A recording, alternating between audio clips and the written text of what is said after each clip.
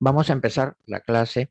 Bueno, hecho, digamos, creo que lo han compartido también, una especie de resumen para no, saben que es un cáncer de tiroides y neoplasia endocrina múltiple son temas poco frecuentes en realidad. En realidad se presentan a veces con manifestaciones clínicas no tan, digamos, diferenciadas como cáncer, ¿no? De hecho, la mayoría de patologías van como nódulos o como tumoraciones de tiroides. La mayoría no se hace, por lo menos acá en nuestra región, en el hospital donde trabajo, no se hace tanto estudio de este tipo de cáncer, ¿no? Entonces, para iniciar, el cáncer de tiroides, bueno, es una neoplasia, digamos, dentro de todas las patologías que se manifiestan, ¿no? A ese nivel glandular me refiero, este, son más como hiperfuncionantes, más vamos a encontrar como un Cushing, como un adenoma, como un nódulo, ¿no?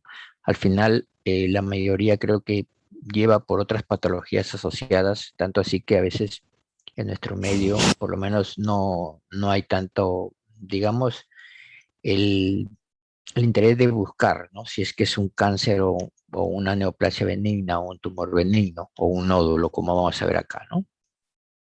Entonces, dentro de la epidemiología, pues, como dice ahí, la neoplasia endocrina más frecuente, hablando de problemas de tiroides, pero miren, representa solo el 1% de todas las neoplasias en general, ¿no? Si vemos acá más en varones frecuente, pues, cáncer de próstata es común, ¿no? En las mujeres de endometrio, de útero, ¿no? De mama, es común. Entonces, las endocrinológicas generalmente en la población por lo menos no es tan común, ¿no? Frecuentes en personas expuestas a radiación de cabeza y cuello, que es lo que, bueno, sobre todo a temprana edad, son, digamos, la causa más frecuente, ¿no? Y obviamente a las personas que consumen dietas bajas de yodo. Recuerden que cuando hay un problema de consumo de yodo, la glándula tiroides, que es la principal glándula que regula esta distribución y asimilación, vamos a tener problemas, ¿no? Tanto es así que, sobre todo en población de la parte andina, que es probablemente la que consume menos yodo, aparentemente, el tipo de alimentación, son las que vienen con mayor frecuencia, ¿no? A la consulta o en la emergencia con estas alteraciones. Bueno, pueden presentarse, como decía, hasta 20 años después de la radiación, no es necesariamente inmediato, ¿no?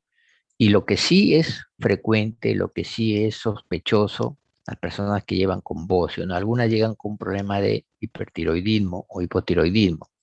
Lo característico del hipertiroidismo que encontramos de repente es la exostalmos, la característica de un paciente con bocio, ¿no? De repente, detrás de ese bocio hay un nódulo, hay un tumor maligno que a veces no se puede determinar.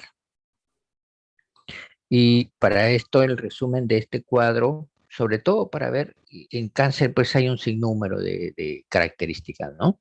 Que de hecho lo que nosotros debemos saber, o lo que ustedes en todo caso deben saber, es por lo menos diferenciar, ¿no? Diferenciar la sintomatología, porque en realidad las características anatomopatológicas para el diagnóstico definitivo, pues se hacen dentro de las evoluciones y de cada especialidad, ¿no?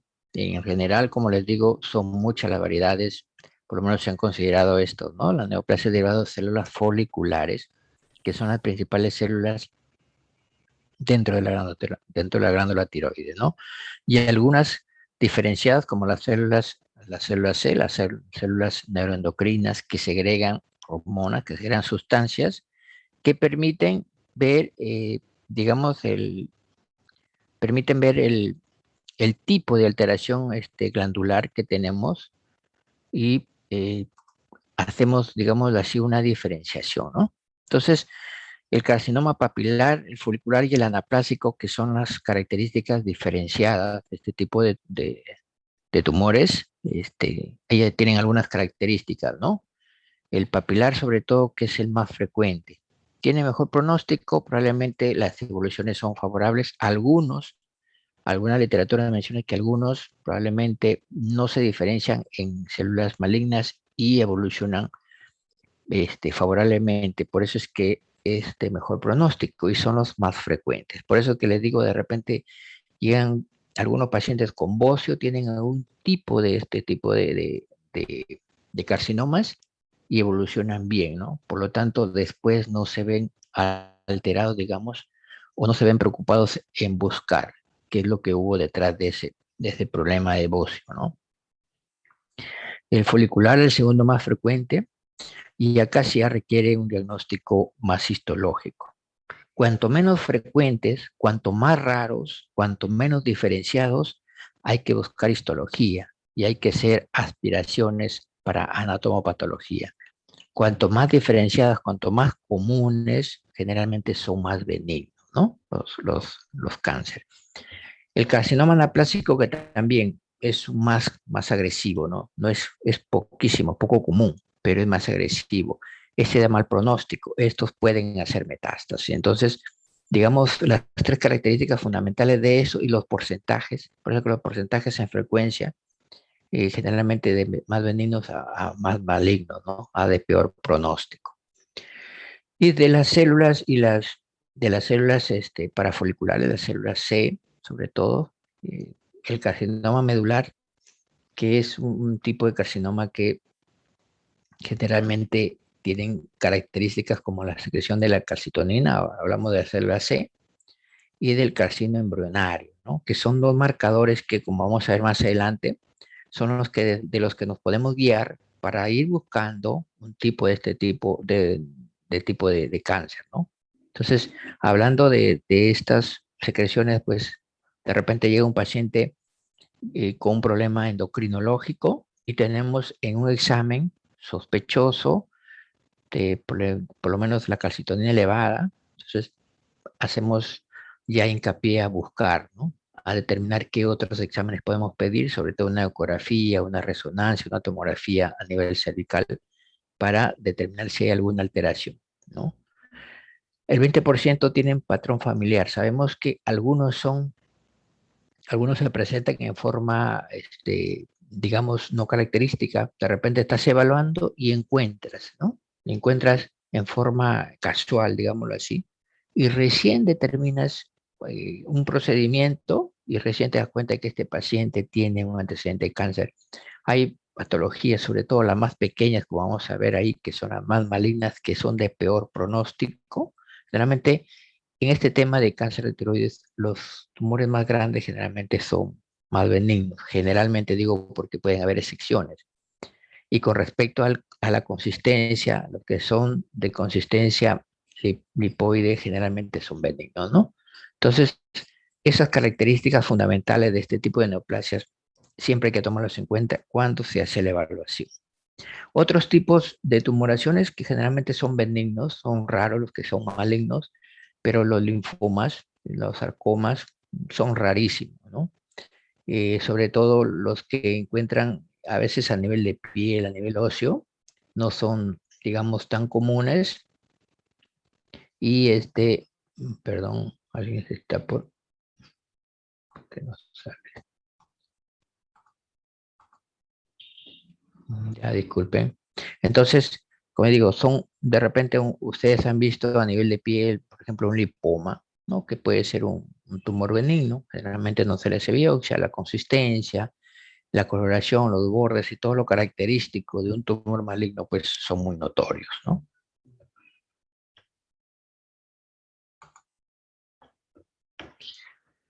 Con respecto al carcinoma papilar, no es una variedad, un tipo frecuente con mejor pronóstico, como hacia adelante, ¿no? Secretan tiroglobulina, ¿no? Entonces, si secretan tiroglobulina son los que vamos a buscar. De repente tienes un paciente con una alteración endocrinológica y busca, de repente por otra patología llegan, sacas una analítica y encuentras esto, ¿no? Entonces, eso sirve como un marcador de seguimiento. De repente, de acuerdo a los valores, vas a ir buscando. De repente tienes un paciente que tienes un examen dentro del valor normal y pues puede ser que recién se esté manifestando y va a ser progresivo. Pero ya cuando tienes una alteración clínica, ya vas a tomarlo en cuenta, ¿no? Y como dice ahí, sirve como un marcador. Es más común en mujeres, ¿no? Y en niños hasta el 90%, ¿no? Es bastante frecuente en niños sobre todo. Hay una invasión extratiroidea hasta un 15%, y sobre todo lo característico de este tipo de carcinoma papilares que son estimulados por las TSH. O sea, vamos a ver también ese tipo de hormonas cuando estemos sospechando de un tipo de carcinoma, ¿no? Nosotros sabemos que es un tipo de cáncer, no sabemos el tipo celular, pero cuando ya vamos viendo algunas características, sobre todo nosotros vamos haciendo el seguimiento y vamos pidiendo algunos análisis más específicos, vamos a determinar qué tipo de carcinoma es, ¿no? Y son bastante captadoras de yodo, que es otra característica, porque algunos tumores, algunas neoplasias no captan yodo. Entonces, hay que tener en cuenta, ¿no? Y histológicamente, pues acá, como ves ahí, ¿no? Células neoplásicas recubriendo estas células neoplásicas, generalmente están recubriendo a los tallos, a todo el entorno del celular, ¿no? De la glándula, ¿no? Lo hacen en comparación con este tipo, una característica, ¿no? Núcleos de membrana irregular, cromatina dispersa, o sea, no es una célula tan organizada, ¿no?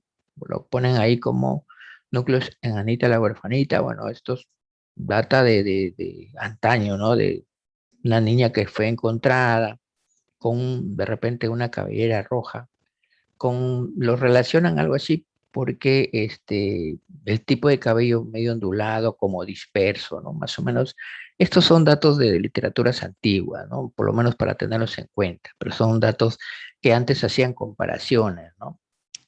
Algún tipo de formaciones celulares y los relacionaban con algún personaje, ¿no? Esas son las características de literaturas antiguas, ¿no? Con respecto al carcinoma folicular, el segundo más frecuente generalmente son asintomáticos. Y aquí sí hay que tener en cuenta también. Por eso es que, como dice ahí, el diagnóstico más certero es histológico. Acá sí hay que ser un estudio más específico, ¿no? Entonces, de repente tienes un carcinoma folicular, no tienes síntomas, ¿no? Generalmente por eso dice asintomáticos. Palpas un nódulo pequeño, un nódulo único, no tan definido, pero te hace sospechar de alguna tumoración maligna. Entonces, haces el estudio histológico, ¿no? Entonces, de repente haces una aspiración con aguja fina, como es el BAF, y no es suficiente para decir, igual sigues en duda, no te determina tanto porque es muestra insuficiente, porque no son células tan diferenciadas, porque el porcentaje de cantidad de células extraídas no son tan diferenciadas, un porcentaje mínimo. Entonces, no solamente te sirve esa aspiración, vas a tener que repetir la muestra o vas a tener que ir a hacer otros estudios más invasivos, ¿no? La invasión de la cápsula o la parte vascular permite diferenciar entre un adenoma y un carcinoma. Recuerden que los carcinomas son más invasivos, más destructivos a nivel sobre todo de la glándula, de la glándula tiroides, ¿no? Entonces, si ustedes cuando ven en el microscopio van a ver un tipo celular y cuando ven de repente en un examen, una imagen, una resonancia, van a ver que este tumor rompe la membrana, rompe lo que envuelve en sí toda la glándula tiroides. Y ahí ustedes van a ir diferenciando. Generalmente los que rompen esa membrana son más malignos y hablamos de carcinoma, ¿no? Entonces hay una diferenciación marcada cuando tengan una imagen, a eso se refiere, ¿no? Son más metastásicos que el papilar, obviamente por eso es que rompen, por eso es que invaden otras estructuras, ¿no? Y a veces al momento del diagnóstico, pues las metástasis ya se presentaron. Cuando hay un paciente con metástasis, y generalmente, como dice acá, son asintomáticos, hay que pensar en un carcinoma folicular, porque son los que invaden, ¿no? Y los sitios donde más comúnmente invade son pulmón y hueso.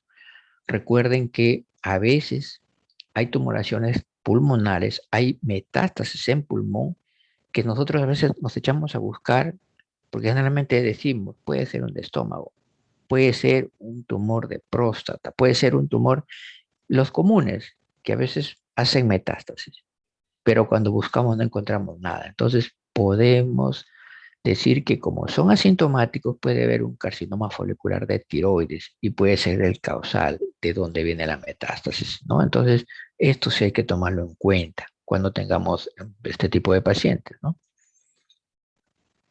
Y pues como sabemos, hasta los términos nos dicen, ¿no? Y lo que decía anteriormente, ¿no? El adenoma folicular generalmente respeta la cápsula, la membrana, no lo rompe, no lo invade, ¿no? Es un tumor encapsulado. En cambio, el maligno, como el carcinoma, sí rompe, ¿no? Como ven acá, rompe esta membrana, esta envoltura del- de la glándula y pues invade y hace metástasis. Entonces ahí se diferencia un poco de lo benigno de lo maligno, ¿no? Son características que probablemente siempre hay que tomar en cuenta para diferenciar, ¿no? Y otro tipo es el carcinoma medular, ¿no? Como dice ahí, derivado de las células parafoliculares, ¿no? Sobre todo secretan calcitonina. Entonces, cuando tienes una tumoración, siempre hay que sacar todo el paquete glandular, tanto de tiroides, de suprarrenales, ¿no? De otro tipo de glándulas, de adenohipófisis, porque generalmente tienen alteraciones, vas a encontrar una alteración con seguridad, ¿no? Entonces, este tipo de carcinoma medular, ¿no? ¿Qué es lo que segrega bastante? Casi son tumores secretores de calcitonina y también el carcinoma embrionario, ¿no? Son marcadores, como dice ahí, que nos hacen por lo menos sospechar de un tipo de cáncer, ¿no? De repente, en el momento, pues no vas a decir es un carcinoma medular, pero cuando ya tienes estos datos, vas a buscar probablemente un tipo de cáncer, ¿no? Son muy agresivos, ¿no? Este tipo de carcinomas, ¿no? Y hay extensión glandular. Generalmente los, los tipos estos tipos de cáncer generalmente hacen metástasis a, a ganglios suprarrenales, ¿no? Son los que a veces no tenemos en cuenta, de repente tenemos por ahí un cáncer de cola de páncreas o tenemos un cáncer sospechoso de páncreas, pues también hay que buscar de repente la causa o el ácido metastásico y puede provenir de un cáncer de tiroides, ¿no? Entonces, es importante, y como dice ahí, las metástasis generalmente se hacen vía hematógena y por sistema linfático, ¿no? Y pues al pulmón, como dice ahí, principalmente, ¿no? Están asociados con neoplasias endocrinas múltiples, tipo 2, bueno, eso lo vamos a ver en el otro clase, en el otro tema que vamos a tocar, pero ya mencionan acá que están asociados a ese tipo de, de cáncer, ¿no? Esto de acá, lo básico es esporádico hasta el 80%. Por eso que le digo que a veces no son tan comunes, porque no lo sospechas, ¿no? Y cuando evalúas, recién lo encuentras y no ha habido sintomatología, ¿no? El patrón familiar generalmente debido a protoncogenes cuando hay mutaciones. Eso creo que ustedes ya lo están viendo desde los primeros ciclos, siempre cuando mencionan de una neoplasia, un cáncer o algún comentario, siempre dicen son mutaciones, ¿no? A nivel genético. Entonces, son lo que más vamos a ver. Este tipo de men método lo vamos a ver en el otro tema que vamos a hablar, pero para ver sobre todo ahí el carcinoma malar tiroideo 100% y qué enfermedades están muy relacionadas, el feocomocitoma y el hiperparatiroidismo. Cuando tengan esos problemas, cuando tengan un paciente de repente de 40, 50 años con presión alta que no es permanente, ¿no? Y que digan, tengo presión alta, pero les presenta la presión alta cuando hay un dolor abdominal o cuando hay un problema gástrico. Entonces busquen también, si no encuentran nada, busquen generalmente un problema de hiperpartiroidismo o un feocromocitoma, que son característicos las hipertensiones espontáneas. De repente dice, se motiva. Tengo un paciente que tiene presiones emotivas, presiones altas emotivas. Generalmente no son emotivas, son consecuencia de algo. Y ese algo que no sabes podría ser este tipo de neoplasia, ¿no? Entonces, más o menos para tener la idea de qué enfermedades podrían estar relacionadas. Bueno, ese es el carcinoma medular, miren la degradación, miren la invasión, miren el tipo celular, ¿no? Todo disperso, ¿no? Todo desarmado prácticamente lo que se forma acá. Entonces, es un cáncer muy metastásico, muy invasivo, ¿no? Bueno, eso es para la histología, por lo menos para tener la idea, ¿no? Porque la mayoría, pues, seguro no vamos a ver un tipo de esto, ¿no? Y el carcinoma anaplásico es un cáncer indiferenciado, o sea, no tiene una característica. La cantidad de células que van a tener cuando tengan un estudio anatomopatológico no van a ser tan diferenciado. Por eso es que dice es un carcinoma muy indiferenciado, ¿no? Incluye células pequeñas, grandes, fusiformes, de toda forma. Entonces, generalmente da en edad avanzada y en el cuadro clínico, estos sí son muy agresivos, ¿no? Tienen un nódulo pequeño que a los 2, 3 meses o a los 6 meses ya creció bastante. O a veces, cuando te das cuenta, estos pacientes ya hicieron metástasis. Entonces son pacientes muy, muy agresivos, ¿no? ¿Y qué es lo que te da la orientación para hacer un cáncer? Tienes un paciente con hipo y con problema de tiroides que es muy característico, busca un problema de cáncer. La mayoría de pacientes de 60, 70 años han tenido hipo. Por lo menos a la emergencia han llegado pacientes con tratamiento ya para una neoplasia de tiroides. O dicen, generalmente cuando no lo determinan dónde fue, porque a veces es una masa grande y a veces invade, presiona. ¿Cómo empezaste? Hacen la historia y a veces dicen con hipo. Entonces, lo que dice acá que es muy invasivo, es un nódulo que crece rápido. Obviamente te va a causar dolor, te va a causar disfagia, una disfonía, ¿no? Una voz media ronca. Y como dice ahí, la mortalidad es casi 100%. Ustedes tienen un paciente que tiene una disfonía, una especie de una respiración media ronca, busquen, ¿no?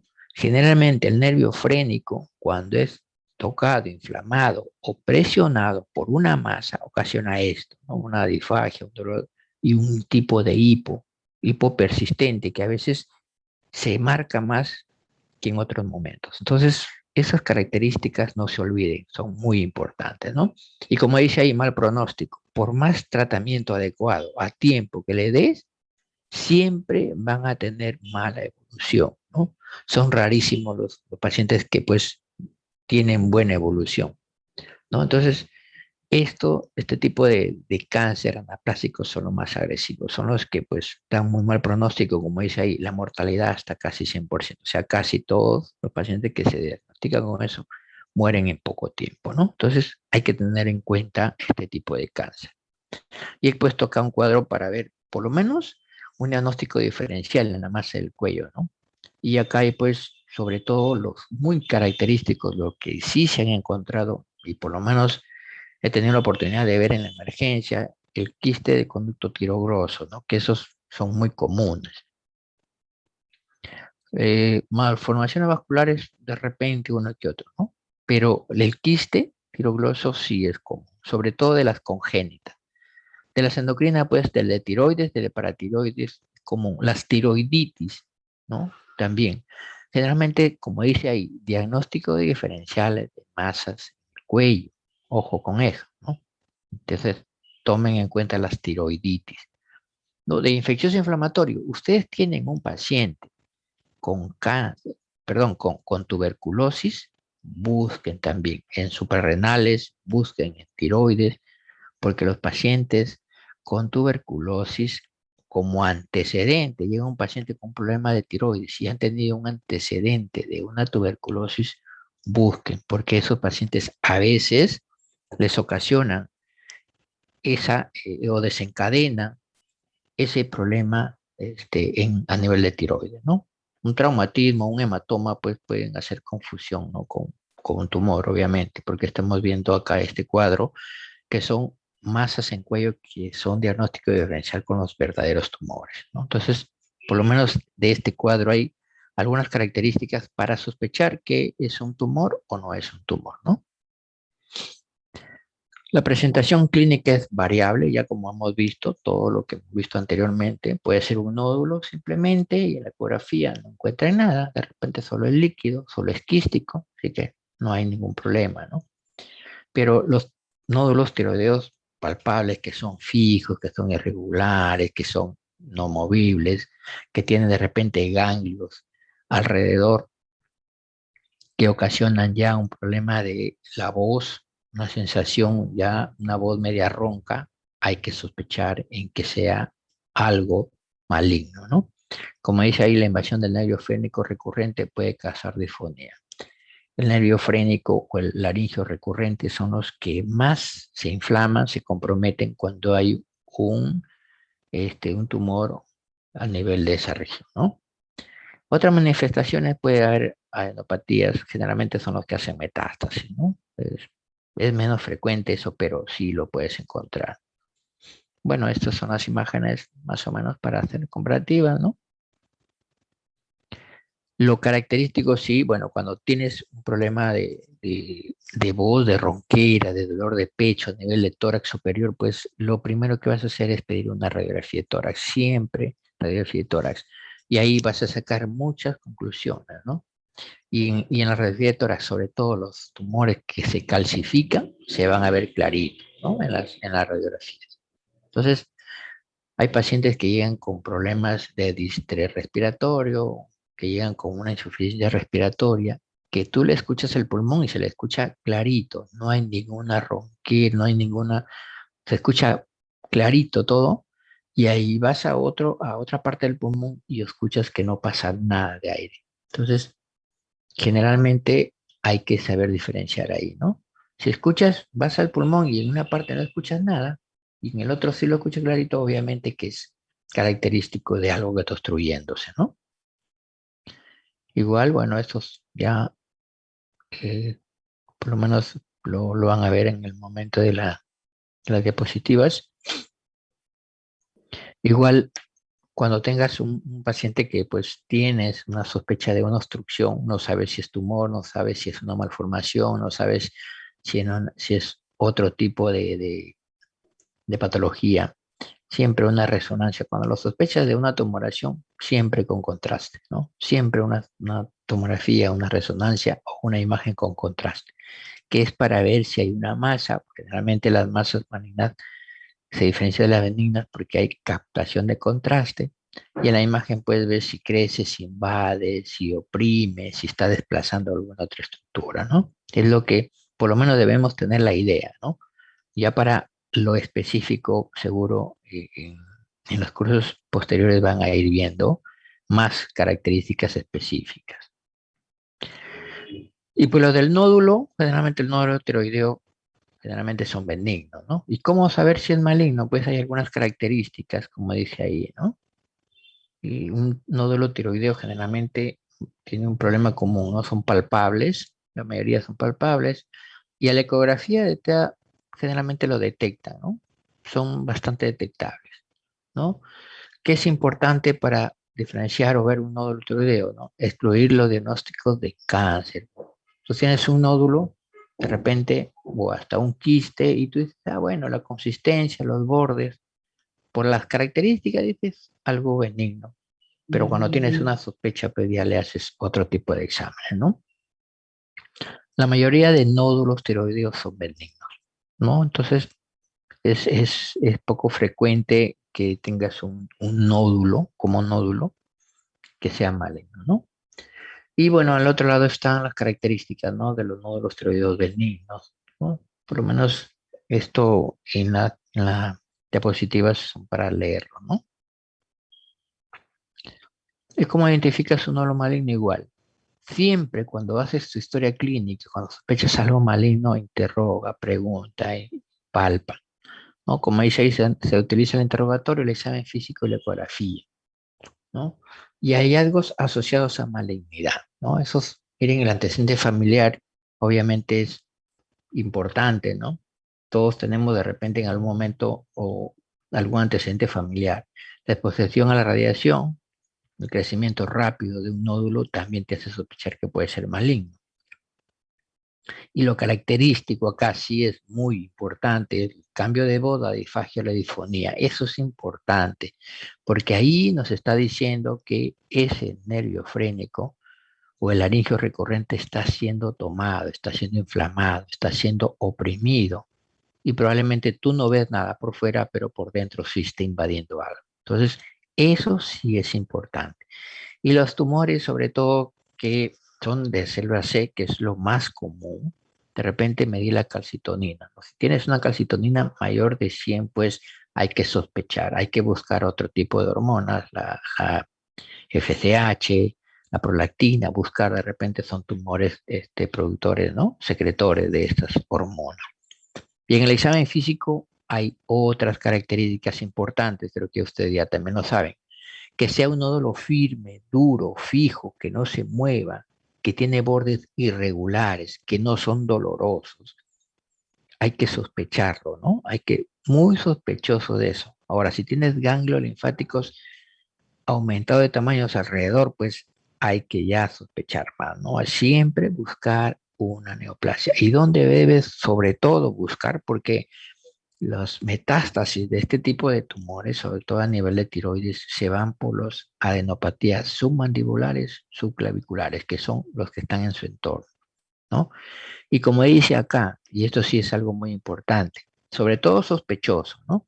Si es ese nódulo icilateral, si es icilateral al nódulo, o sea, el ganglio se está refiriendo, ¿no? Si tú tienes un ganglio icilateral, o sea, del mismo lado al nódulo, puede que sea indicativo de una metástasis. Entonces, eso hay que, claro, si tienes ese indicativo, esa sospecha, haz una tomografía en general, con contraste obviamente, ¿no? No solamente de tórax, de abdomen, de pelvis, porque puede ser que haya hecho metástasis, ¿no? Entonces, importante saber estas características, ¿no? Y bueno, ya creo que les han enseñado a evaluar la parte tiroides, ¿no? Entonces seguro, en algún momento, bueno, creo que ya nos están comunicando, en algún momento vamos a empezar las clases semipresenciales y bueno, seguro ahí, si es que en algún momento me toca llevar a un grupo, hay muchos pacientes con este tipo de problemas que pueden hacerse eso, ¿no? La palpación, la ocultación, sobre todo cuando tienes un paciente, ocúltalo, porque a veces se escuchan soplos a esos niveles, ¿ya? Y a veces ni te das cuenta, pero tienes una alteración ahí a la vista. Y bueno, esto solo para la detección del nódulo tiroideo, como dice ahí, ¿no? Siempre va a haber una alteración de secreción hormonal, ¿no? Las glándulas siempre va a haber alteración. ¿Y quién es la hormona característica? La TSH, ¿no? Entonces, pasamos en eso, ¿no? Tienes un nódulo, buscas TSH. Si es baja, le haces un examen, ¿no? Generalmente buscando una masa, buscando algo que te explique por qué esa TSH está baja, ¿no? Porque lo normal debe ser que esa TSH se eleve. Si está normal o está alta, una ecografía, porque vas a buscar un nódulo, ahí sí, una masa.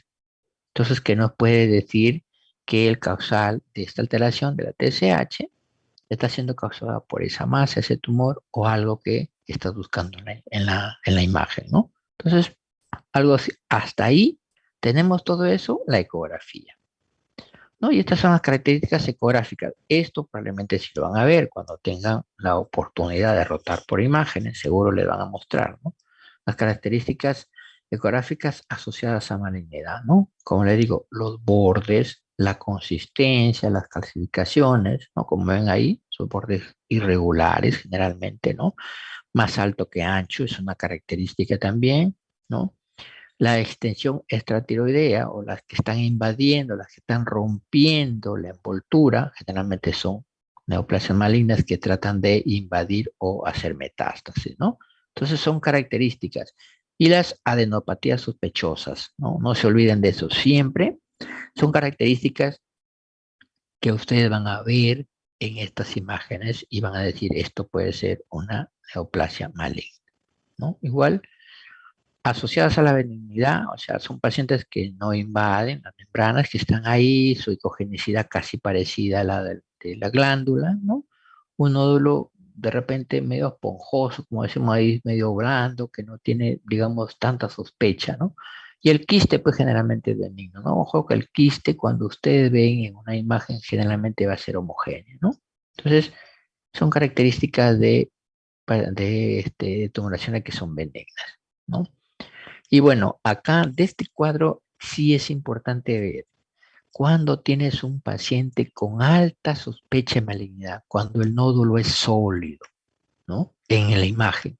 Y generalmente mayor de 1 centímetro. Bueno, acá se ha obviado, ¿no? Ya las características ya lo hemos mencionado, pero es sólido mayor de 1. Son, digamos, las tumoraciones que tienen alta sospecha. Como les digo, los más pequeñitos son los más malignos en este tipo de cáncer, porque pueden haber excepciones, ¿no? O sospecha intermedia y sospecha benigna, pues son los quistes, ¿no? Los que generalmente sin componente sólido. Pero generalmente los que tienen un nódulo que son sólidos, generalmente tienen alta sospecha de malignidad. Hablando de tumoración de tiroides, ¿no?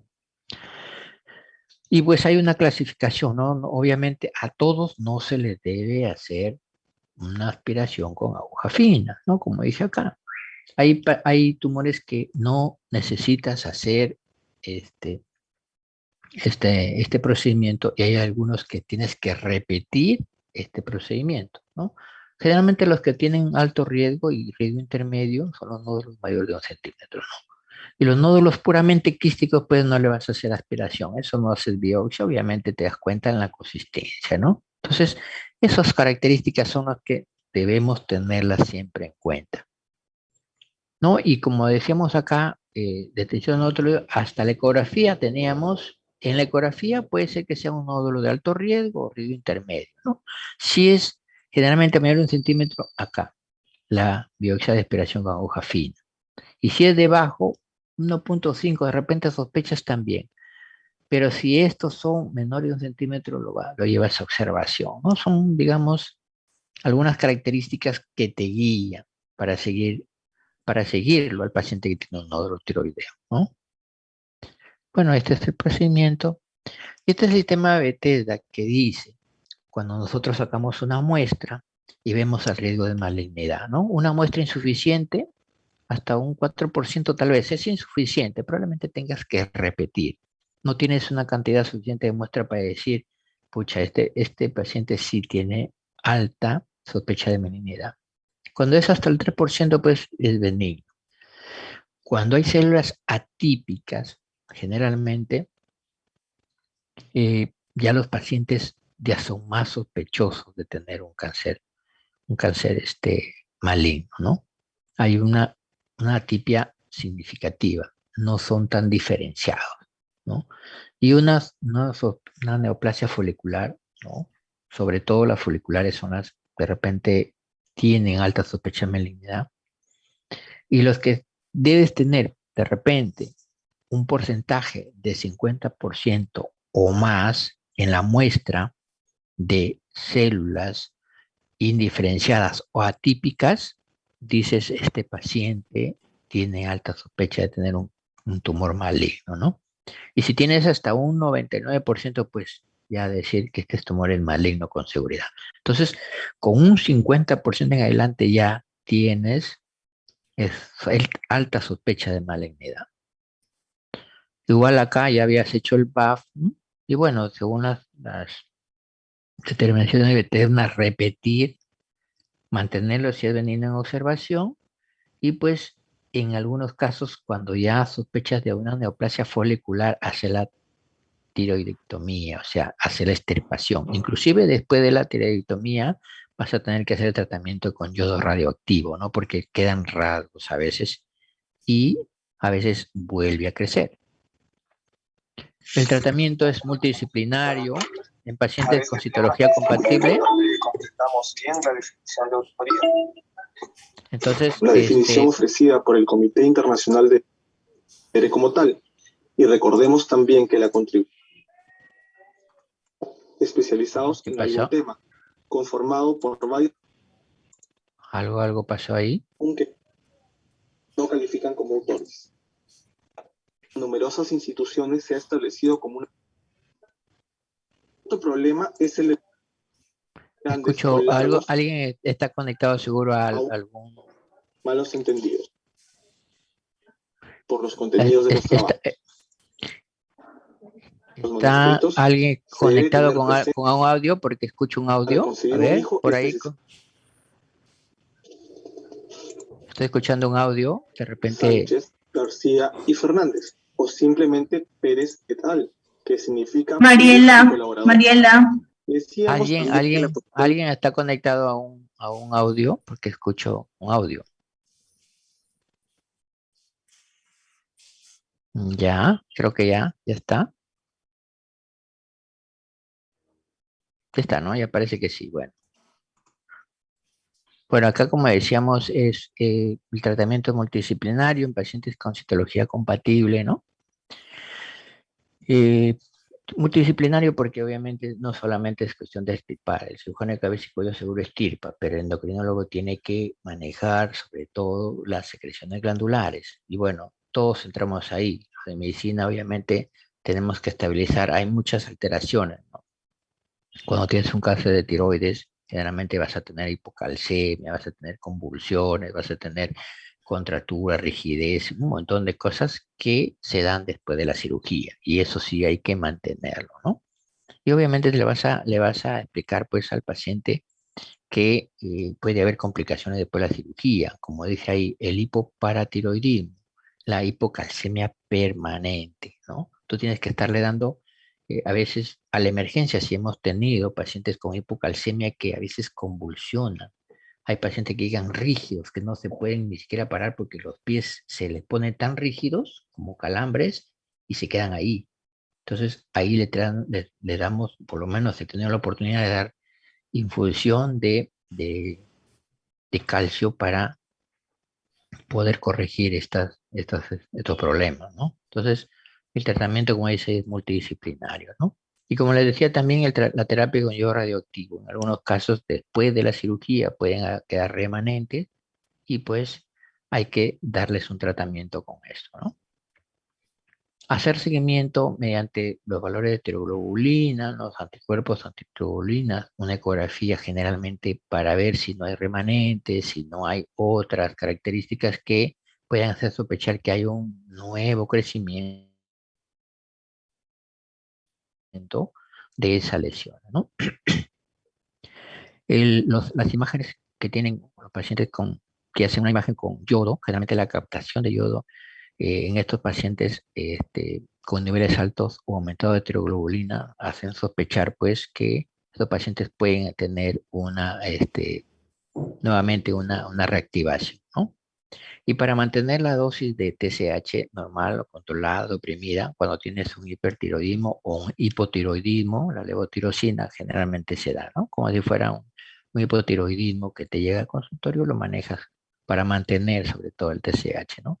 Recuerda que la TSH cuando está elevada te da taquicardia, te da malestar, te da nerviosismo, pueden haber muchas otras causas de las que te altera el paciente. Entonces, la levotirosina hace eso, controlar toda esa sintomatología, ¿no? Bueno, la conclusión es que ya la hemos visto en todo el... Y el otro tema que también está, por lo menos, programada para hoy día es la neoplasia endocrina múltiple, ¿no? De esto hay muchas características, no lo vamos a mencionar todo, porque es un mundo diferente a lo que siempre venimos viendo, pero sobre todo para ver esto, ¿no? La endoplasia endocrina múltiple. Hay que diferenciar muchas cosas, pero de las principales, lo que vamos a ir viendo en adelante es algo importante. Para saber qué es un MEN, el MEN significa neoplasia endocrina múltiple, ¿no? Para ver si es un MEN 1, un MEN 2, un 2A o 2B. En el 1, generalmente, las glándulas comprometidas, y por eso he puesto esta imagen, para que lo tengan presente, es hipófisis, paratiroides y páncreas. Son las más comprometidas y algunas patologías relacionadas. En el tipo 2A está la paratiroides, la tiroides y las suprarrenales. Y la 2B está la tiroides suprarrenales y puedes encontrar neurinomas, puedes encontrar tumoraciones a nivel de la piel, los lipomas de repente, algunos que evolucionan a malignidad, que son rarísimos. Entonces, ese es el fin de esta diapositiva, por lo menos hacer la diferenciación. Seguro que habrán algunas patologías más agregadas, pero para saber y diferenciar, ojo con eso, por lo menos esta diapositiva nos hace hacer esa diferenciación, ¿no? Y pues igual, ¿no? Una neoplasia endocrina múltiple es, ya como su nombre lo dice, tiene que ver por lo menos en dos glándulas, ¿no? Es una alteración muy rara, pero es una mutación, ¿no? En un gen, el cromosoma 11, en el brazo largo del cromosoma 11, ¿no? Es una alteración autosómica dominante, ¿no? Mutación ahí. Puede aparecer esporádicamente, o sea, de repente están evaluando y lo encuentran por casualidad, ¿no? O pueden ser heredados hasta el 90% de los casos, sobre todo los que tienen ascendencia familiar, o sea, los cánceres que de repente tu familiar, un papá, un abuelo, lo puedes encontrar, ¿no? En un descendiente. Y hay dos tipos, sobre todo en este caso, un MEN1 debido a la mutación del gen MEN1. Y el gen MEN1, pues, es un gen que, como su nombre dice, es una estructura muy compleja, ¿no? Por ahí que lo mencionan, hay una proteína fundamental, estructural sobre todo, que se llama menina. Es un gen que suprime, ¿no? Suprime las células cancerígenas tumorales. Entonces, al estar alterado, al haber mutación en este gen, las tumoraciones, los cánceres se van a presentar, ¿no? Es una supresión en este gen, es una mutación. Prácticamente, al hacer la mutación, se suprime su función, ¿no? Y pues, como dice ahí, es autosómico dominante, es lo característico que tiene que ver ahí. Y abajo, lo de abajo lo puse porque, bueno, hay un MEN1 y MEN2, como vamos a ver más adelante. En el MEN2, sobre todo cuando es un carcinoma de descendencia familiar, ¿no? Y la mutación en el gen RET, igual, es un gen que tiene múltiples estructuras. Más adelante he puesto la estructura gen para tener la idea de qué, ¿no? ¿Y qué dice cuando hay una mutación? Sobre todo a nivel de estos genes. Que, por ejemplo, cuando hay una tumoración de tipo MEN o NEM1, se aplica la teoría de los dos golpes. ¿Y qué es eso? Es primero, en la evolución embrionaria ya hay una copia, porque acuérdate que el ADN son dos copias. Hay una copia que ya tiene una alteración, una mutación estructural. Y cuando estas células, cuando se diferencian para que se inicie un tumor o un cáncer, tiene que haber receptores en una glándula, como en este caso el tiroides, o cuando hacen mutaciones van a haber receptores en la otra estructura que también tiene que estar mutado, porque si no está mutado no encaja y no evoluciona. Por eso dice que la copia y la otra, o sea, el progenitor, la célula germinal, ya está afectada. Y la copia, donde va a ir el receptor, a donde se va a ir esa célula, también tiene que estar mutada. Por eso es que consideran como la teoría de los dos golpes, ¿no? Es algo que por lo menos nos hace, nos orienta a, por lo menos, cómo es la evolución del cáncer, ¿no? Entonces, importante, y acá está, pues, esta es una proteína, porque el gen es una estructura muy amplia, ¿no?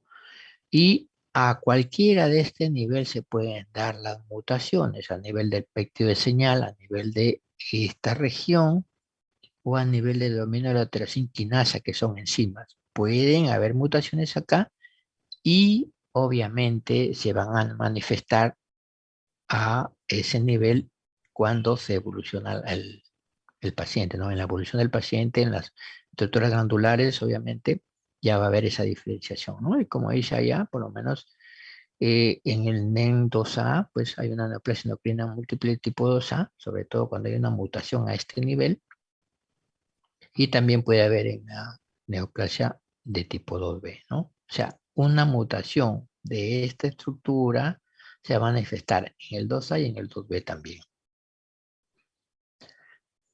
¿Y cuáles son, por lo menos, las características genéticas de la neoplasia endocrina múltiple, sobre todo del MEN1, ¿no?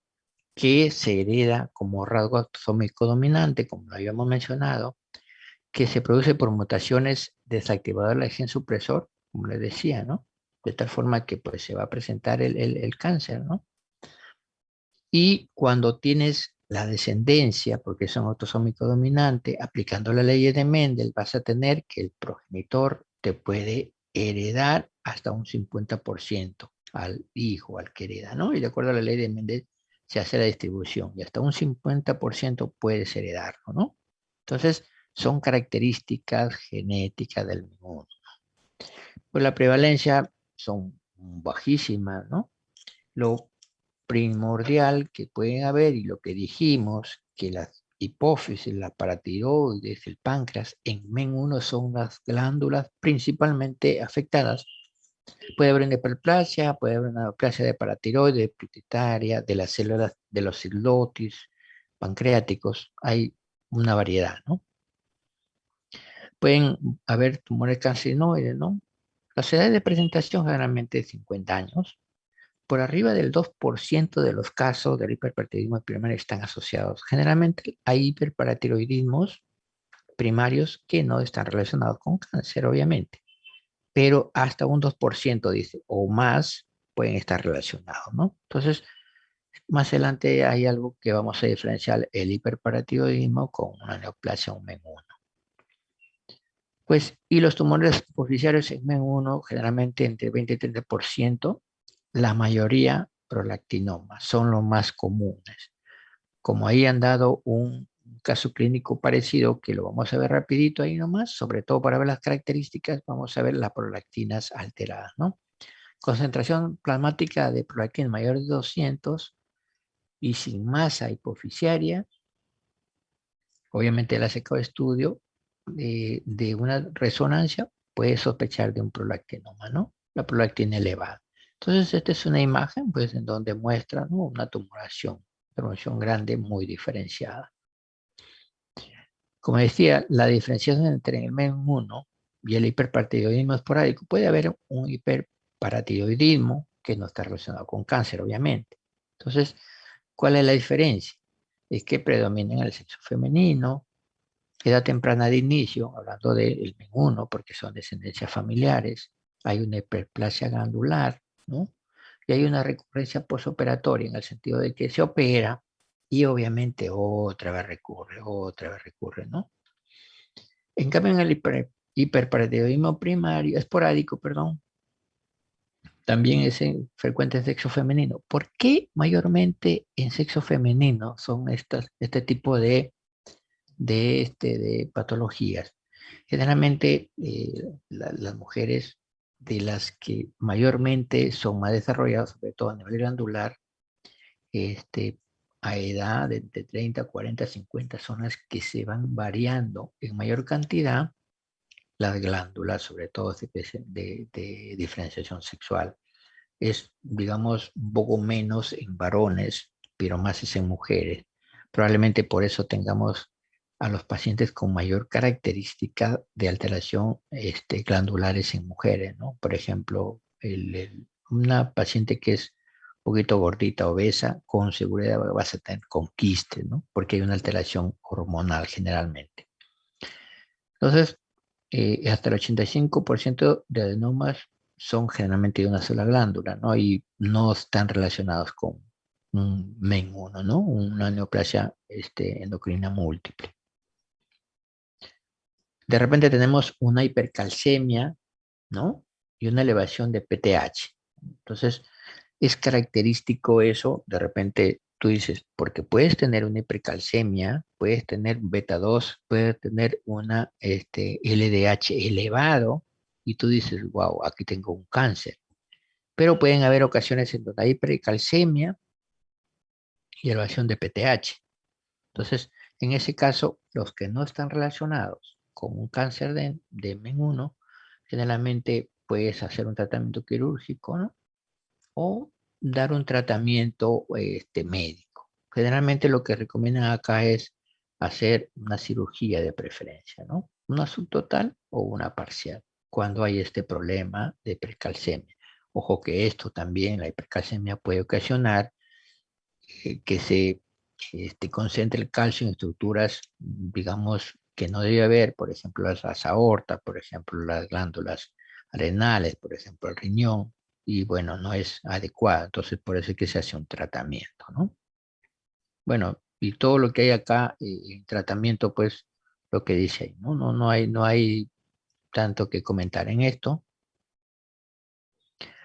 Los tumores gastrointestinales, los gastrinomas, que también están relacionados con las neoplasias endocrinas múltiples, ¿no? Y las células del páncreas. Es una de los tumores, digámoslo así, frecuentes también, por lo menos hasta en el 35% de los casos, ¿no? Pueden ser benignos o malignos de la misma manera que los otros. El carcinoma más frecuente, hasta el 60%, puede ser asintomático. Lo que sí es característico de estos gastrinomas, que mayormente y de los que sí en algún momento he tenido la oportunidad de ver, por lo menos, es que los pacientes a veces están con diarrea, tienen un poquito de diarrea y les pasa, diarreas crónicas y les pasa, ¿no? Siempre cuando haya una diarrea crónica, con seguridad que hay algo más. A veces no es tanto la parte intestinal, a veces es secreción de alguna sustancia producto de un tumor. Y eso se hace una evaluación más estricta con una colonoscopía, ¿no? Ahí ustedes van a determinar por lo menos si hay una tumoración o si hay otra estructura que está alterando esto, ¿no? Entonces, cuando hay un gastrinoma o sospechan de algo, pues de hecho van a tener, aparte de la evaluación glandular de las hormonas, van a tener una endoscopía o una colonoscopía, que es lo más adecuado para diferenciar o para poder detectar alguna alteración tumoral, ¿no? Bueno, los diagnósticos, sobre todo en gastrinoma, la elevación de los niveles séricos de gastrina, ¿no? Una respuesta paradójica al test de secretina, una respuesta que tú le das esta secretina y la secreción más bien disminuye, por eso es una secreción paradójica. Elevación de la clorofila, son sustancias, perdón, son hormonas que se codifican, ¿no? Se controlan para hacer el diagnóstico. Son raros, obviamente, son raros estos gastrinomas. Algunos parece que lo pasan un poco desapercibidos, ¿no? Algunos no son, digamos, tan malignos, tan invasivos, por eso es que de repente no los diagnostican a tiempo, ¿no? Entonces no hay tanta cosa común, ¿no? En los gastrinomas. Los insulinomas, por lo menos de estos, sí son un poco frecuentes, ¿no? Insulinomas es un tumor que en frecuencia le sigue el gastrinoma. Por lo menos en la emergencia hemos tenido pacientes, no han llegado a la emergencia por los insulinomas, pero se han encontrado asociados a unas otras patologías, ¿no? Por ejemplo, eh, los pacientes que llegan con una tormenta tiroidea probablemente tengan también asociado los insulinomas, que a veces no se detectan. Por eso es que es una neoplasia endocrina múltiple. ¿Por qué? Porque son más de 2 glándulas afectadas. Entonces, de repente ustedes tienen un paciente con una tormenta tiroidea, llegan a la emergencia y encuentran que también tienen un insulinoma, ¿no? O que es un tumor en frecuencia, digamos, un poquito más, más elevada, ¿no? Los pacientes generalmente presentan hipoglicemia. Es una característica de los insulinomas. Pacientes que tienen, ¿no? Que presentan con hipoglicemia en ayunas, que puede ser corregida con ingesta de glucosa. Obviamente vamos a ver más adelante cuáles son las características de los insulinomas, ¿no? Obviamente ahí vamos a detectar por qué han dejado unos casos clínicos como para poder orientar, ¿no? Generalmente los insulinomas dan hipoglicemia, ¿no? Y la insulina va a estar un poco más elevada. Entonces, eso lo vamos a ver más adelante, ¿no? El diagnóstico, de hecho, es el test de ayuno, ¿no? Que es un test de ayuno. Nosotros sabemos que para que un paciente tenga hipoglicemia, un paciente que no es diabético, obviamente, ¿no? Tenga hipoglicemia, por lo menos deberían pasar 8 horas después de haberse alimentado. Después de 8 horas puedes presentar hipoglicemia. Pero si tienes un paciente que después de 4, de 3 horas es hipoglicemia y hay una alteración, ¿no? Y en los insulinomas generalmente las hipoglicemias son marcadas, ¿no? Entonces, esto lo vamos a ir viendo más adelante. Estos son los tumores asociados de esta diapositiva, ¿no? Asociados al MEN1, miren paratiroides, miren adenohipófisis pituitaria, miren adrenal, que son las más comunes, las que les dije que están asociados al MEN1. De estas, las paratiroides son las más comunes, ¿no? Esto sí hay que tomarlo en cuenta. De las glándulas pituitarias, los prolactinomas, ¿no? Que también son comunes, por lo menos de estos, por incidencia, no porque han llegado por eso, por lo menos se tiene la oportunidad de ver en hospitalización, ¿no? Entonces, eso es lo remarcable en esta diapositiva. Y acá, como le digo, está el caso clínico. Síndrome de Werner también se le denomina, ¿no? De repente es el caso del MEN1, ¿no? Dice acá una paciente mujer, 20 años, esta es una joven, ¿no? Como decían allá, para los cánceres primarios, ¿no? Generalmente en niños es más frecuente, pero en este caso es una de 20 años con un tiempo de enfermedad de 10 meses, ¿no? ¿Qué es lo que tiene? Cefalea y mareos con hipotimia. Episodio de cansancio con apetito desmesurado, o sea, se cansa, a pesar de eso tiene un apetito bastante alto, ¿no? Sensación de frialdad, temblor generalizado. Pareciera que tuviera con estas características, generalmente mareo, cefalea, cansancios, lipotimia, puedes tener ya la idea de que esta es una alteración a nivel de glándula, ¿no? Tiroides, suprarrenales, paratiroides. Recuerden, suprarrenales tiene que ver bastante con las presiones. Tú tienes un paciente hipotenso, pide STH porque podría ser una hipotensión obviamente marcada que no sube ni con hidratación ni con nada de eso, probablemente estés pensando en un problema de suprarrenales. Entonces, bueno, seguimos con esto de acá, ¿no? Dice que con temblor generalizado al amanecer o al despertar, que progresan hasta presentar la alteración del sensor, con habla inconsciente, además disminución de la fuerza progresiva, ¿no? La fuerza muscular progresiva, o sea, se está poniendo más débil.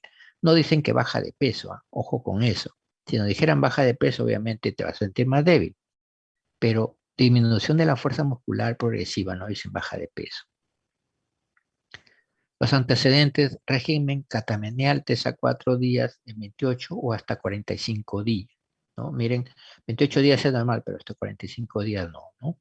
El padre tiene un tumor cerebral. Con ese antecedente, tú ya dices, si tiene el padre un tumor cerebral, pues acá puede haber algo más también, ¿no? La presión está normal, el pulso igual, el índice de masa 27, digamos un poquito gordita, al normal está 25. El paciente está lúcido, orientada, ¿no? La piel sin anormalidades, el cuello, tiroides palpables sin anormalidades, ¿no? Hay galactorrea. Esa galactorrea ya puede ser un indicativo de alteración de la prolactina, ¿no? Y la prolactina está generalmente asociada con secreciones de paratiroides. Galactorrea en mama derecha, por lo demás no hay nada contributorio, ¿no? La fuerza disminuida que decía, no hay Babinski. Y de los exámenes auxiliares, glucosa 21. Bueno, por lo menos lo que sí les diría que vayan quitándose la idea de que los valores normales de glucosa deben ser de 70 a 110. Lo normal debe ser hasta 100. Estrictamente 99 o 100. De 100 a 125 ya es para sospechar una prediabetes. Obviamente si sacas una de 126, en cualquier momento debería repetir y ya puede decirte que es un diabético. Entonces, yo he visto varias diapositivas en otras prácticas que dicen 70 a 110. No es 70 a 110, chicos. Es 70 a 100 por si acaso. ¿Ya? El té de ayuno de glucosa, 31 a las 11 horas de ayuno. Como les decía, la glucosa normal debería ser a las 8 horas, ¿no? Entonces, si han hecho el té de ayuno para este paciente, obviamente le han hecho té de ayuno a las 11 horas, tenía 31. Obviamente hay que suspender, ¿no? Y hay que darle tratamiento bioral porque si no se va a desmayar esta chica. Bueno, repiten a las 11 horas el té de ayuno, insulina 8.8, ¿no? Insulina 8.8, pero los valores normales de 3 a 17. Entonces, este paciente ya tiene insulina alta. Podríamos estar hablando de un insulinoma, ¿no? Cortisol basal, 16.16. Su valor normal es 6.4, 6.2 a 19 dentro del rango. No hay alteración del cortisol, ¿no? A las 4 horas, 9.17, el rango normal está dentro del rango. La T4 libre igual, la TSH está dentro del rango. O sea, acá, ¿qué es lo que está elevado? La insulina y la glucosa, el test de ayuno está disminuida. Entonces, hay hipoglicemia y hay hiperinsulinemia. Esto podría ser un insulinoma. Con esos datos nos dice que está en eso, ¿no? Y miren la prolactina, 1163, y el valor normal es en ese rango. Entonces, esta prolactina está siendo alterada, ¿no? Entonces ya tenemos el diagnóstico aparentemente de estos exámenes que nos están dando, ¿no? Podría ser un insulinoma que está haciendo el efecto a ese paciente, ¿no? Ahí, inclusive en el resumen dice una concentración de insulina mayor o igual a 3 cuando la concentración de glucosa plasmática es menor de 50, indica un exceso de insulina. Entonces acá hay una secreción excesiva de insulina y hay un insulinoma aparentemente en este paciente, ¿no? Entonces le han hecho la electromiografía.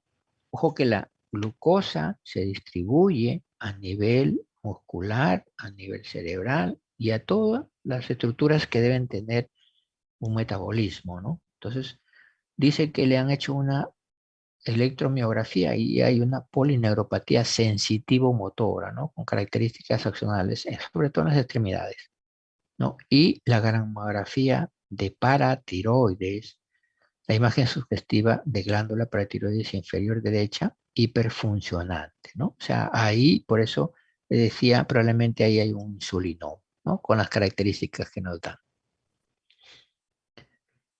La resonancia magnética de abdomen, lesión sólida de 2 centímetros dependiente de cola de páncreas. Recuerden que es una neoplasia endocrina múltiple y las lesiones pueden ser en 2 o más estructuras. Por eso es una RM en abdomen y le sale esa lesión.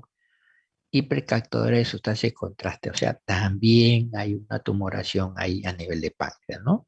Hay una lesión nodular de 17, ¿no? Más o menos lo que dice ahí, ¿no? En la glándula suprarrenal izquierda. Y la resonancia magnética de la silla turca para ver la hipófisis, en la hipófisis hay una imagen nodular de 10 milímetros, o sea, de 1 centímetro de diámetro, de diámetro mayor, o sea, el diámetro mayor tiene 10 milímetros localizado en hipófisis, ¿no? Contornos bien definidos, hipoquetadora de contraste, no se extiende estructuralmente. O sea, hay una tumoración igual ahí, ¿no? Entonces, para que vean que en este caso, pues, dan el ejemplo de neoplasias endocrinas en diferentes sitios, ¿no? En diferentes estructuras. No necesariamente se va a encontrar en uno solo, ¿no? Y bueno, en el MEN2 también hay un caso clínico. Bueno, importante esto para no hablar y hablar tanta cosa, porque con esto nos orienta, nos dice, vamos a saber qué vamos a pedir, y eso lo veo adecuado, ¿no? Entonces, acá para el MEN2, ojo que para el MEN2 ya hay patologías más agresivas, ¿no? Y hay patologías que también tienen que ver con metástasis, tienen que ver también con otras estructuras dañadas, ¿no? Entonces, acá es una mujer de 32 años, acude por dolor en la región del cuello, sin otra sintomatología, salvo ataques de pánico con palpitaciones. Ojo que esas palpitaciones pueden ser por el pánico o pueden ser por la función de la alteración glandular que ya está presentando. Dice que no toma ningún medicamento. En antecedentes, dice que es adoptada y desconoce antecedentes familiares. No tiene ningún antecedente familiar aparentemente, ¿no? El examen clínicamente eutiroidea, o sea, la tiroides está normal, eso significa eutiroidea. Con un nódulo firme de 3 centímetros, es un nódulo grande, 3 centímetros, ¿no? En el lóbulo derecho. La presión arterial 140/88. Esa es una presión alta. No tiene ningún antecedente, tiene 32 años, no dice que es hipertensa, nada, pero ahí presión alta. Entonces ya eso me hace sospechar que algo más está relacionado con esa presión alta. Dice, la presión alta asume que es la presión alta porque ha usado anticonceptivos orales que ha suspendido un mes antes. Eso lo ponen como dato, pero esa no es una respuesta adecuada. Que la presión se eleve porque no toman los anticonceptivos, no necesariamente puede ser así, ¿no? Entonces, esa presión alta nos dice un dato adicional de algo más. Bueno, se confirma que está eutiroidea, ¿no? El calcio 2,48 y lo normal está dentro del rango. El fósforo igual, ¿no? El resto de bioquímica sanguínea normal, o sea, no hay una alteración del tiroides, ¿no? La ecografía de tiroides que muestra lesión hipoecogénica con calcificaciones intranodulares, ¿no? Entonces, ya desde esta ecografía nos está diciendo qué tenemos, ¿no? Lesión hipoecogénica con calcificaciones, significa que el calcio se está acumulando ahí. Le hacen una biopsia con aguja fina y le confirman que es un carcinoma nodular de tiroides, ¿no? Se opera y toda la situación que les digo, ¿no? En este caso, pues, hay una tiroidectomía con extracción de ganglios. Probablemente este cáncer medular están sospechando que puede ser una metástasis, ¿no? Y durante la cirugía, problema durante la cirugía, puede haber una crisis hipertensiva. O sea, esto de sacar esta glándula puede que el paciente empiece a hacer presiones elevadas. Entonces, por eso es que ese problema durante la cirugía por crisis hipertensivas. Hay presiones elevadas, obviamente que después se van a ir controlando. Y le hacen, obviamente después de la cirugía, le confirman con una histología de cáncer medular sin extensión glandular, pero obviamente es un cáncer medular de tiroides. Entonces, básicamente lo que nos dan acá es cómo buscar qué es lo que vas a encontrar con una sospecha previamente clínica, ¿no? Para no estar hablando de variedades y otras variedades. Es importante por lo menos orientarnos así. Las mutaciones en el MEN2, generalmente las mutaciones están en el proton-cogen red, ¿no? Que generalmente está localizado igual en el cromosoma, ¿no? En el cromosoma 11. Y codifica para, ese es un oncogen que codifica las isoformas, ¿no? De todas las neoplasias que se presentan ahí. La prevalencia es bajísima, ¿no? 1/20.000, no son tan comunes, ¿no? Las mutaciones, algunas de las mutaciones en este MEN2. Y bueno, hablan de los receptores que, bueno, lo hemos comentado, ¿no? En las células parafoliculares, en los médulas adrenal y todo lo que hemos comentado. Bueno, eso ya no es necesario hablar más, tanta más cosa, porque eso habla de la mutación, obviamente, ¿no? La mutación se da a nivel de, cuando se está traduciendo todo el material genético a nivel de este receptor REC, hay una mutación y se presenta la alteración de la neoplasia, ¿no? Para Mendoza, ¿qué patologías están más relacionadas? ¿No? Recuerden que nosotros hemos hablado del MEN2 cuando les puse la primera gráfica y lo que hay que saber es eso, lo básico, porque habrán muchas patologías asociadas, pero lo básico sí hay que saberlo, ¿no? El carcinoma de la tiroides 100%, feocromocitoma, hiperparatiroidismo. Son las patologías que están asociadas también al 2A. Y para el 2B igual, pero son más agresivos, como le digo, ¿no? Y sobre todo son carcinomas que tienen antecedente familiar. Con antecedente familiar, y los primeros generalmente son más genéticos, más inmunológicos, pero los de 2B son más descendencia familiar. Y las mismas patologías casi, ¿no? Solo que son más agresivos, ¿no? Más agresivos. Pues acá, para ver un carcinoma medular de tiroides, es la manifestación más frecuente, ¿no? La patología más frecuente se da por hiperplasia de células B, ¿no? Entonces aquí vamos a tener la calcitonina elevada. El diagnóstico, obviamente, de sospecha, si estás pensando en un carcinoma de ese tipo, sacas o controlas o dosas una calcitonía sérica, ¿no? Tras hacerle una liberación, obviamente, de una estimulación de calcio. Siempre cuando tú estimulas algo, se supone que esa glándula va a secretar, ¿no? Va a secretar. Si lo ves bajo, eso significa que esa glándula no funciona. Si lo ves alto, porque respondió a la inyección, se supone que está respondiendo a lo que te estás inyectando. Entonces, eso es una prueba para decir, ah, acá hay una alteración de la glándula. La otra es el feocromocitoma, ¿no? La segunda causa, como decía ya, relacionados, es el feocromocitoma. Y lo característico, por eso está en rojo, esto HTA, es una hipertensión que se da, que es muy marcada, ¿no? En los feocromocitomas. Y cerca del 50% de los feocromocitomas de los pacientes están relacionados con MEN2, ¿no? Es bastante alto. ¿Qué es la manifestación? Palpitaciones. Les decía cuando les presentaba el caso clínico, la paciente tenía palpitaciones.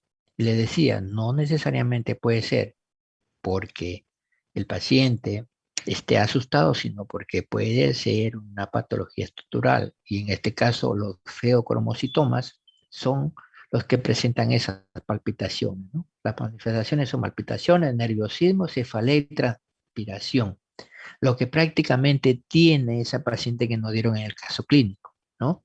Entonces, probablemente cuando le hagan la biopsia va a tener un feocromocitoma. Entonces, esto, por eso le he puesto esta imagen para relacionarlo con ese caso clínico. ¿Qué vamos a observar además? Elevación desproporcionada de la secreción de adrenalina en relación con la noradrenalina, ¿no? Entonces, acá la adrenalina va a estar bastante elevada. Entonces, eso sí hay que tenerlo en cuenta, ¿no? Y obviamente las catecolaminas a este nivel de feocromocitoma inducen la disminución de la producción de insulina. Por eso es que la insulina, generalmente cuando tienes un insulinoma, es diferente al cuando tienes un feocromocitoma, ¿no? Eso es por lo menos para tomarlo en cuenta. Y no se olviden, feocromocitoma, paciente con hipertensión que tiene manifestaciones como palpitaciones, nerviosismo, cefalea, piensen en un feocromocitoma, ¿no? Y también relacionados con una neoplasia endocrina múltiple, un MEN2, ¿no? La otra que es el hiperparatiroidismo. Como miren que no hemos cogido tanto, solo tres, ¿no? También en 15-20% de los pacientes. Los hallazgos histológicos más frecuentes es la hiperplasia paratiroidea multiglandular. Es característico, es muy importante eso. Y el diagnóstico se hace ante el hallazgo pues, de la hipercalcemia, hipofosfatemia, hipocalciuria, ¿no? Un hiperpartiroidismo generalmente regula esas secreciones y pues hay una PTH inadecuadamente elevada, ¿no? Entonces son características para decir, ah, que hay un hiperparatiroidismo, ¿no? Si está relacionado o no con un MEN2, pues ya lo que hemos comentado se va a hacer, ¿no? La ecografía, la resonancia y todo lo que hemos mencionado anteriormente. Y bueno, igual seguimos con el síndrome para el MEN2A, es más frecuente, 80%, ¿no? Y la localización, que bueno, digamos es importante para tenerlo en cuenta cuando se hace una imagen, ¿no? Es para tomarlo en cuenta nada más. Y que dice, suele aparecer en la infancia como una hiperplasia celular C. Eso sí es característico, ¿no? Y en el 50%, ojo, el 50% se presenta en feocromocitoma. Y pues, por lo demás, el hiperpartiroidismo también hasta un 10% en los Mendoza, ¿no? Entonces, el Mendoza siempre hay que tener una cautela cuando tengas un hiperparatiroidismo, ¿no? Para el cáncer medular de tiroides, pues que es más agresivo, sobre todo a nivel 2B, como decía en el 2B, lo característico es que son más agresivos, les hace metástasis que invaden. Eso es lo característico en el 2B, ¿no? De repente en el 2A son menos invasivos, ¿no? Pero en el 2B sí son muy, muy agresivos. Entonces, eso hay que tenerlo en cuenta, ¿no? Y si, pues, como decía, tienes un nódulo o tienes una masa y tienes ganglio en el mismo lado, pues sospechar que haya una metástasis. Eso también es algo característico, por lo menos a tomarlo en cuenta, ¿no? Por lo demás, pues, lo demás es todo clínico, ¿no? No hay más cosas que diferenciar en esto, ¿no? Solo es tenerlo en cuenta, ¿no? Pueden haber más deformaciones esqueléticas, por supuesto. Acuérdense que la paratormona, las glándulas también tienen que ver con la concentración de calcio, perdón, de fósforo, y pueden alterar las estructuras óseas y pueden haber deformaciones también, ¿no? Entonces, eso sí hay que tomarlo en cuenta.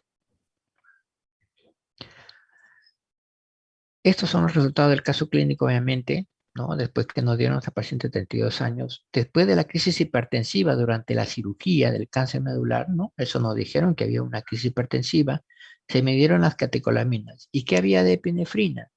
550, cuando su valor normal es 0 a 15. Entonces significa que por ahí vamos con un feocromocitoma, ¿no? Con las características le decía, la norepinefrina igual están elevados y la relación, pues, digamos, más elevada a norepinefrina.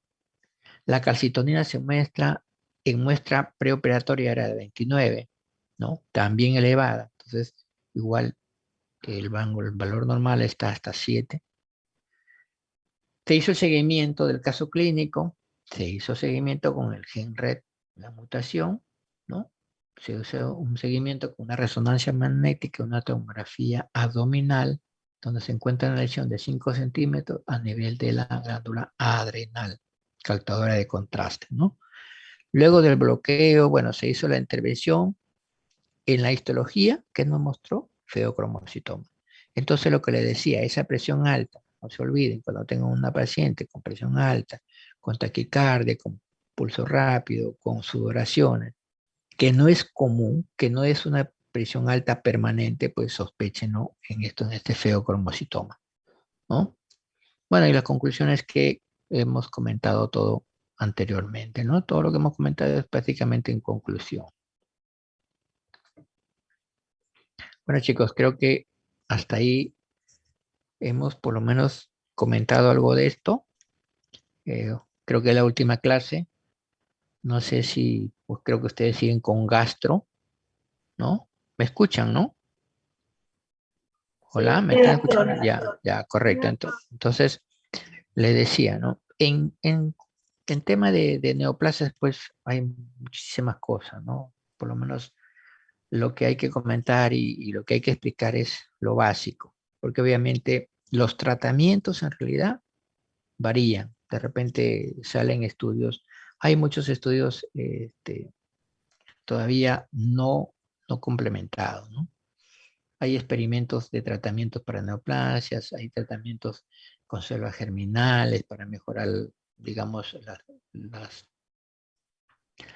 las descendencias, sobre todo cuando tienes un paciente con cáncer con descendencia familiar, pero eso varía, así que por eso los tratamientos no son, digamos así, de inmediato, ¿no? Eso puede variar. Lo que sí tiene que variar, pues, lo que sí no puede variar, perdón, es la evolución clínica, las manifestaciones clínicas, la frecuencia, ¿no? Eso sí, con seguridad.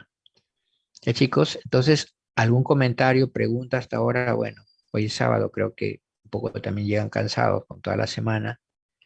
Igual, no sé si les han programado para esta semana, para cuándo el examen, porque me pidieron las preguntas, pero no me dijeron para cuándo.